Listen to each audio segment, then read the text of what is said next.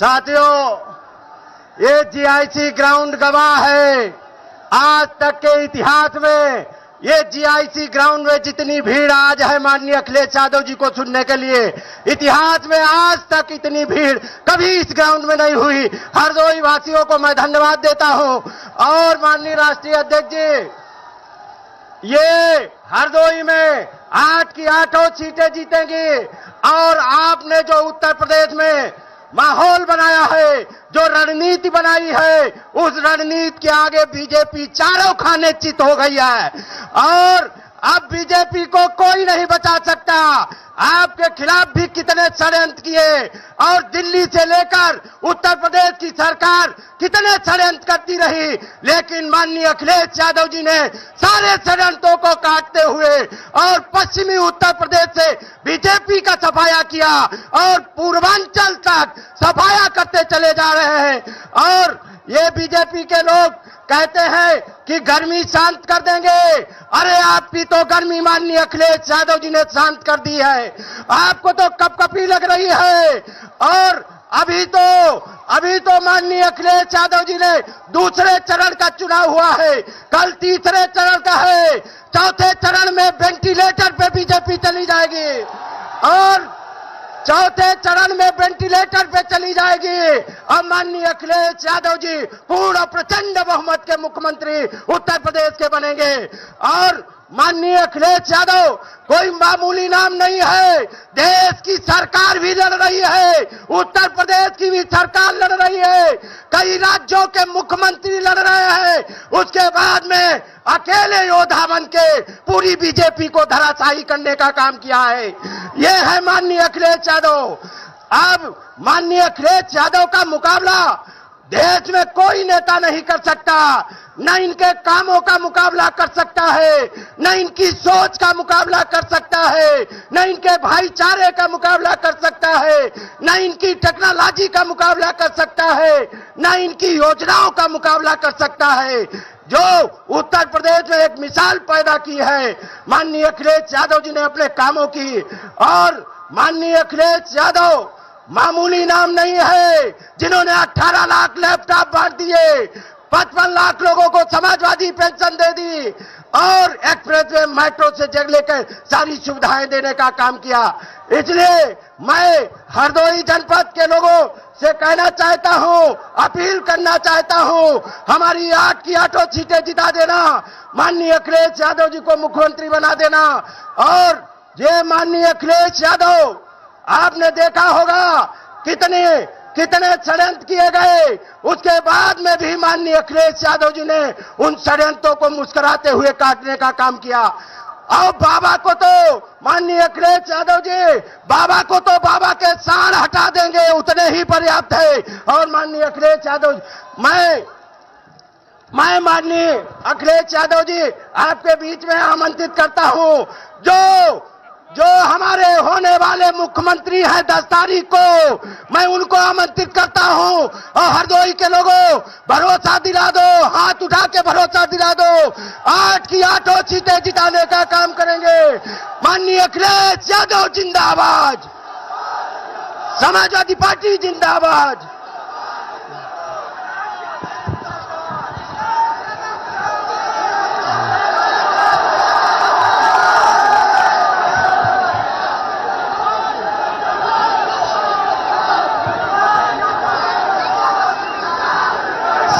Samajwadi party के जिलाध्यक्ष जितेंद्र वर्मा जी,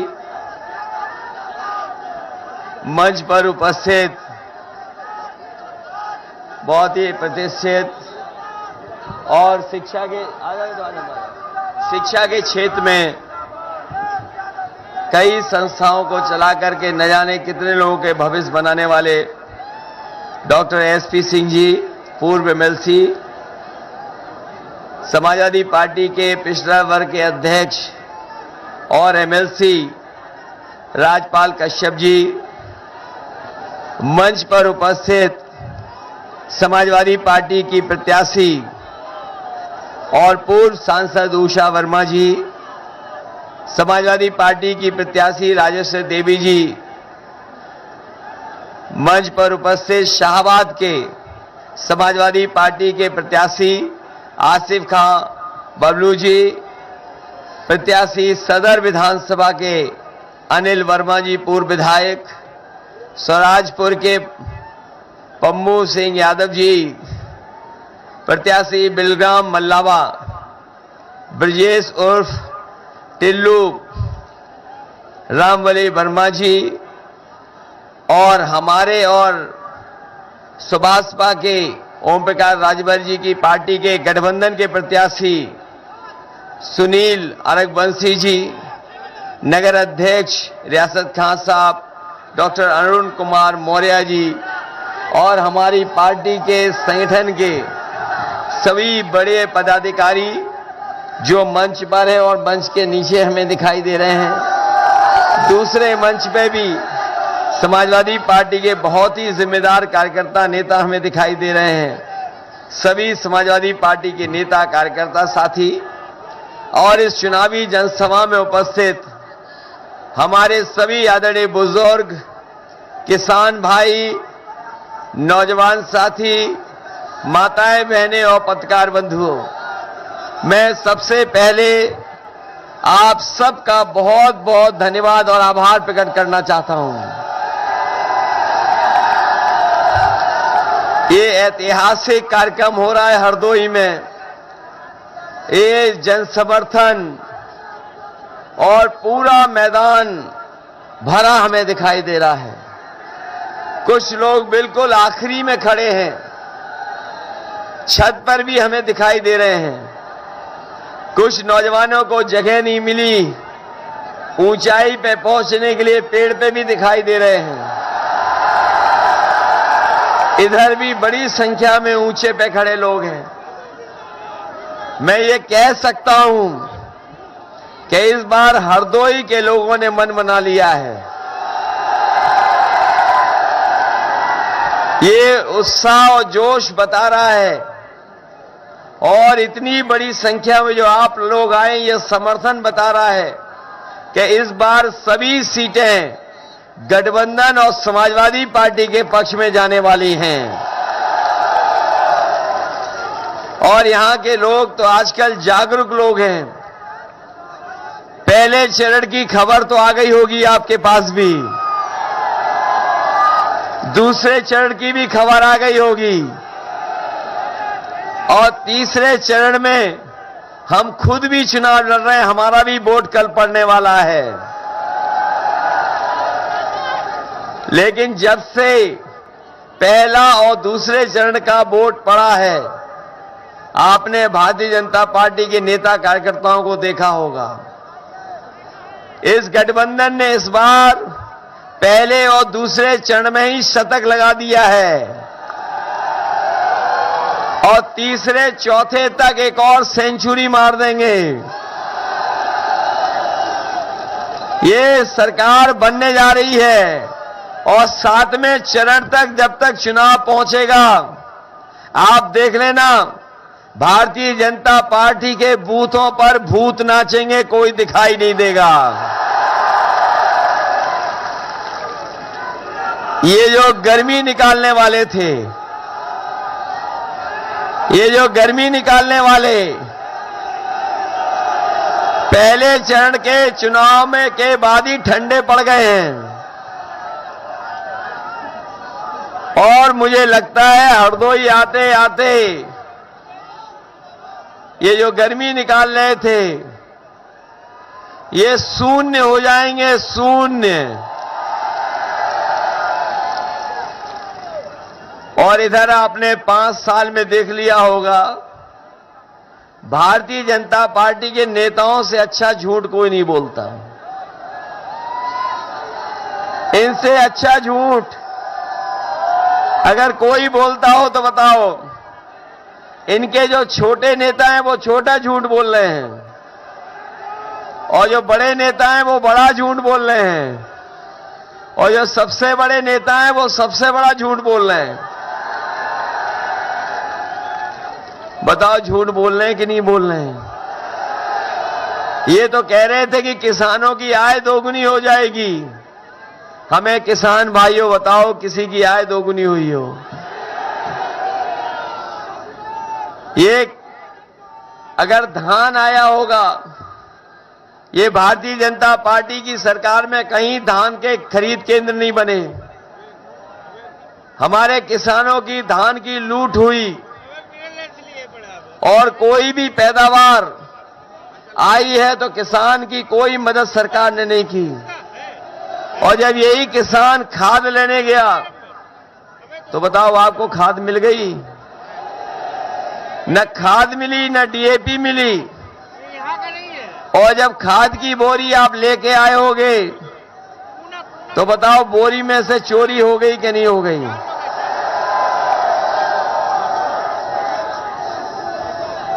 बोरी में से भी चोरी कर ली। और यही भारतीय जनता पार्टी के कह रहे थे सरकार बनेगी उनकी तो गरीब जो हवाई चप्पल में चलेगा वो हवाई जहाज में बैठेगा।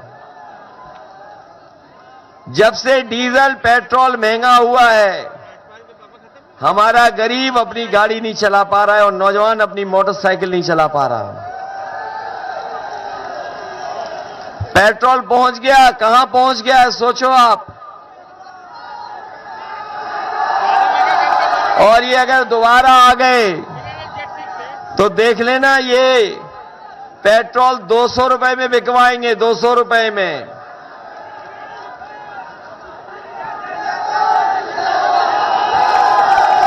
हो गया पेट्रोल, बताइए कहां पहुंच गया। और ये हर चीज बेच रहे हैं, हर चीज। हवाई अड्डा बेच दिया। हवाई अड्डे में जहां हवाई जहाज खड़े होते हैं वो हवाई जहाज बिक गए, पानी के जहाज बिक गए, बंदरगाह बिक गया। पता कर लेना, रेलगाड़ियां बेच रहे हैं, रेलवे स्टेशन बेच रहे हैं और रेलवे स्टेशन की कीमती जमीन बेच रहे हैं। ये क्यों बेच रहे हैं? वो कहावत सुनी है आपने कि न रहेगा बांस और न बजेगी बांसुरी। जब सब कुछ बिक जाएगा तो नौकरी और रोजगार कहां मिलेगा? नौकरी रोजगार नहीं मिलने वाला। बड़े बड़े विज्ञापन लगाए बाबा मुख्यमंत्री जी ने, बड़े बड़े विज्ञापन, दिल्ली में, लखनऊ में लाखों नौकरियां दे दी। बताओ नौजवानों, आपको नौकरी रोजगार मिला हो तो बताओ आप। अगर नौकरी मिली हो तो बताओ आप। 2011 टेट वाले लोग, बीए टेट, बताओ बीटीसी क्या हो गया? नौकरी मिली? हमारा घोषणा पत्र आपने पढ़ लिया होगा।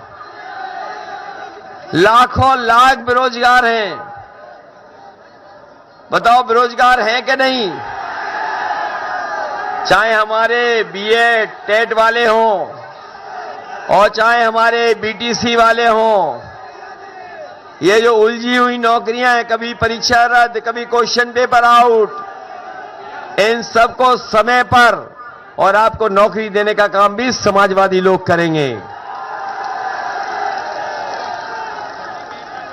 ये जो गर्मी निकालने की बात कह रहे हैं, हम उनसे कह के जा रहे हैं, समाजवादी सरकार बनेगी तो फौज में नौकरी निकलेगी और पुलिस की, और जो 11 लाख खाली पद हैं सरकार के, उन 11 लाख पदों को भरने का काम भी समाजवादी सरकार में होगा। इधर आप, जब से समाजवादियों ने तय किया कि घरेलू बिजली 300 यूनिट माफ होगी, जब से समाजवादियों ने तय किया कि 300 यूनिट सभी की फ्री होगी, कोई बिल नहीं देना पड़ेगा, तब से भारतीय जनता पार्टी की बिजली गुल हो गई है और ट्रांसफार्मर फूक गया है भारतीय जनता पार्टी के लोगों का। न केवल 300 यूनिट फ्री बिजली देने जा रहे हैं, बल्कि हमारे किसानों के लिए, सिंचाई के लिए बिजली फ्री होगी, कोई सिंचाई का पैसा नहीं देना पड़ेगा। हमारे पुराने अधिकारी जो कर्मचारी हैं वो पुरानी पेंशन बहाल चाहते थे। समाजवादी सरकार बनेगी तो पुरानी पेंशन बहाल करने का काम होगा। ये हमारे किसान समय समय पर आंदोलन करते हैं कि गन्ना किसानों का भुगतान हो। कई बार किसानों के ऊपर संकट आ जाता है। समाजवादी पार्टी ने तय किया है कि किसानों के लिए अगर अलग से पैसा बजट का रखना पड़ेगा किसानों की मदद के लिए, तो बजट से अलग से पैसा रख करके, चाहे हमें किसान गन्ने का भुगतान करना पड़े या कभी नुकसान हो जाए किसानों का मदद करनी पड़े, तो उस पैसे से किसानों की मदद कर करके उनका नुकसान नहीं होने देंगे। समाजवादी पार्टी ने तय किया है। इधर आपने अखबार पढ़ा होगा कि 28 बैंकों का पैसा लेकर के एक उद्योगपति भारत छोड़ के चला गया। आपने पढ़ा कि नहीं पढ़ा? 28 बैंकों का पैसा 22,000 करोड़ से ज्यादा एक उद्योगपति लेके भाग गया। हम और आप लोग अगर बैंक में पैसा लेने जाएं तो हमें अपनी जमीन रखनी पड़ती है, मकान गिरवी रखना पड़ता है, और अगर कहीं न दे पाए तो बताओ नीलाम हो जाता है कि नहीं नीलाम हो जाता है। सोचिए, बीजेपी की सरकार में 28 बैंकों का पैसा 28 बैंकों का पैसा लेके भाग गया। आप जानते होंगे कहां का था वो व्यापारी। और ये पहली बार नहीं भागे, पहले भी भागे थे, याद कीजिए। बताओ, भाग रहे व्यापारी पैसा लेके कि नहीं भाग रहे? और सब कहां के हैं? तो बताओ, उत्तर प्रदेश को बचाओगे कि नहीं बचाओगे? इधर किसानों को अपने खेतों की रखवाली करनी पड़ रही है। रात में जग करके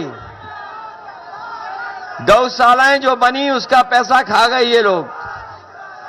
गाय भूख से मर रही हैं। और हमारे मुख्यमंत्री जी का जो प्रिय जानवर है, हमारे मुख्यमंत्री जी का प्रिय जानवर जो सांड, वो टक्कर मार करके लोगों की जान ले रहा है। लोगों की जान जा रही है। और इधर नौजवानों बताओ, हरदोई के आए हैं, पूरे जिले के लोग हैं। बाबा जी ने कंप्यूटर लैपटॉप बांटा था लखनऊ में, आपको किसी को मिला? पता नहीं कौन सी टैबलेट देते रहे जो किसी को नहीं मिला। और स्मार्टफोन मिला कि नहीं मिला? अभी आपने एक तस्वीर देखी होगी इनकी, खुद पूरब देख रहे हैं मुख्यमंत्री जी और जनता पश्चिम देख रही है। अब पता लग गया इन्हें मोबाइल चलाना भी नहीं जानते, स्मार्टफोन भी चलाना नहीं जानते। तो आपको नहीं दिया इन्होंने, तो धोखा मिला कि नहीं मिला? ये आपके बगल में जो लखीमपुर में घटना हुई किसानों के साथ, दुनिया में ऐसा नहीं हुआ होगा जहां पर किसान अपने हक और सम्मान के लिए लड़ रहे हों। एक मंत्री पुत्र आकर के जीप से कुचल करके चला जाए, किसानों की जान चली जाए। किसानों की जान चली गई। और जो दोषी था मंत्री पुत्र, उसे जमानत मिल गई। जमानत मिल गई होगी, लेकिन इस जनता की अदालत में अभी जमानत नहीं मिली है। और जब यही जनता वोट डालेगी तो इन भारतीय जनता पार्टी के लोगों की जमानत जब्त कराने का काम करेगी। 700 किसान मर गए, बताइए, 700 किसान शहीद हुए। 700 किसान आंदोलन कर रहे थे, शहीद हो गए। लेकिन सरकार के कोई मदद नहीं की। समाजवादी पार्टी ने तय किया है कि सरकार बनने पर जो किसानों की जान जाएगी तो उन्हें, जो शहीद हुए, उन्हें 25 लाख रुपए मदद करने का काम, उनके परिवारों की मदद करने का काम समाज सरकार में होगा। काले कानून भी चले गए, लेकिन जरूरी नहीं कि काले कानून वापस नहीं आएंगे। इसलिए किसान भाइयों अपनी जमीन बचाने के लिए, खेती बचाने के लिए, न केवल अपना घर परिवार और भविष्य की लोगों के भविष्य में अपने बेटे परिवार को बचाने के लिए इस भारतीय जनता पार्टी के खिलाफ मतदान करना। अगर काले कानून आज चले गए हैं, हो सकता है ये दोबारा ले आए, इसलिए आपको सावधान रहना है। ये बीजेपी वाले बड़े एबीसीडी पढ़ रहे हैं, इनके बड़े बड़े नेता मंत्री एबीसीडी पढ़ते हैं। अगर काका चले गए, काका, तो ये बाबा भी चले जाएंगे, बाबा भी नहीं बचेंगे। और पत्रकार साथियों, काका मतलब काले कानून, जो 3 कानून थे। अगर 3 काले कानून काका चले गए तो ये बाबा भी चले जाएंगे। देखा आजकल कैसे चेहरे पे 12 बज गए उनके, दिखाई दे रहा है कि नहीं दे रहा है? वो कभी कभी कहते हैं कि हम 12 बजे सो के उठते हैं। हमारे पड़ोसी हैं ना, तो कुछ तो नजर रखते होंगे, लेकिन वो जान लें हमें भी कभी कभी धुआं उड़ता हुआ दिखाई दे रहा है। और इस बार देखना, जब वोट पड़ेगा तो जनता इनको माफ नहीं, साफ कर देगी उत्तर प्रदेश से। साफ करोगे कि नहीं करोगे इन्हें? इसलिए अपने किसान भाइयों का धन्यवाद देते हैं, नौजवानों का धन्यवाद देते हैं। चाहे हमें शिक्षा मित्रों की मदद करनी पड़े, हमारे बीएड टेट वाले लोग हैं, इधर हमारे पिछले नई प्राथमिक शिक्षा वाले लोग हैं, इनकी लाखों नौकरियां खाली हैं। ये तो पता ही होगा, लाखों लाख जगह खाली हैं, तभी 11 लाख बन रही हैं। इसलिए चाहे आपको देना पड़े नौकरी, हम लोग देने का काम करेंगे। और साथ ही साथ चाहे रोजगार सेवक हों, हमारी आंगनवाड़ी हो, आशा कार्यकर्ता हो, और चाहे हमें गरीबों के लिए एम्बुलेंस बढ़ानी पड़े, एम्बुलेंस बढ़ाएंगे। ये 100 नंबर जब चल रही थी तो अच्छी चल रही थी, जब से ये 100 नंबर 112 कर दिया, ये पुलिस को हमारा कबाड़ा कर दिया। इस डबल इंजन की सरकार में, इस डबल इंजन की सरकार में अगर कोई चीज डबल हुई है तो वो महंगाई और भ्रष्टाचार डबल हुआ है इनकी सरकार में। इसलिए आप सबसे हरदोई के लोगों को बहुत बहुत बधाई देता हूं इस ऐतिहासिक कार्यक्रम के लिए, और अपने नौजवानों को धन्यवाद देता हूं। माताओं बहनों, हम कह के जा रहे हैं, पहले 500 मिलती थी पेंशन, इस बार 1,500 रुपया, उस साल का 18,000 रुपये आपको पेंशन देंगे। 11 लाख खाली जगह पड़ी हैं, 11 लाख खाली जगह पड़ी हैं, उन सबको भरेंगे, चाहे शिक्षा विभाग में हो, स्वास्थ्य विभाग में हो, चाहे फौज की जो भर्ती रुकी पड़ी है 3 साल से, इस सरकार ने फौज में भर्ती नहीं की, फौज में भी भर्ती होगी, पुलिस में भी भर्ती होगी। और रोजगार के नए अवसर कैसे पैदा करें, कारखाने उद्योगों की मदद करनी पड़े तो मदद करेंगे। और जो सुविधा देने की बात है, हम अपने गरीबों को, किसानों को भरोसा दिला के जा रहे हैं, मजदूरों को भरोसा दिला के जा रहे हैं। समाजवादी सरकार बनेगी तो ये आपकी सरकार है, हमें कुछ भी मदद करनी पड़े, हम गरीबों की, किसानों की मदद करने का काम करेंगे।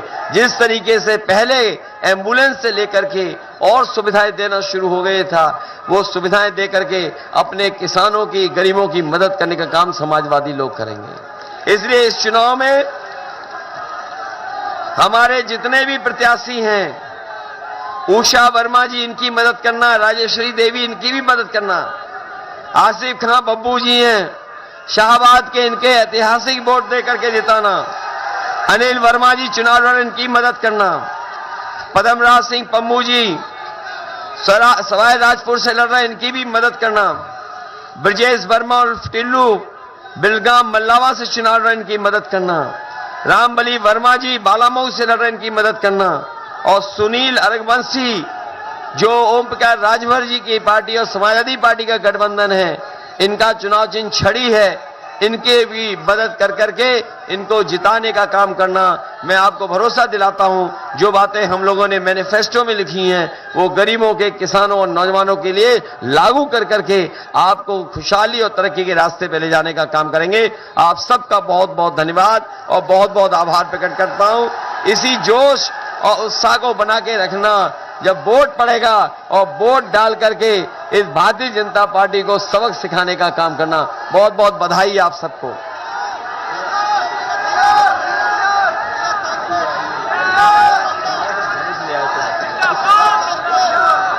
आइए बब्बू भाई जरा, कहां से बनवा लाए?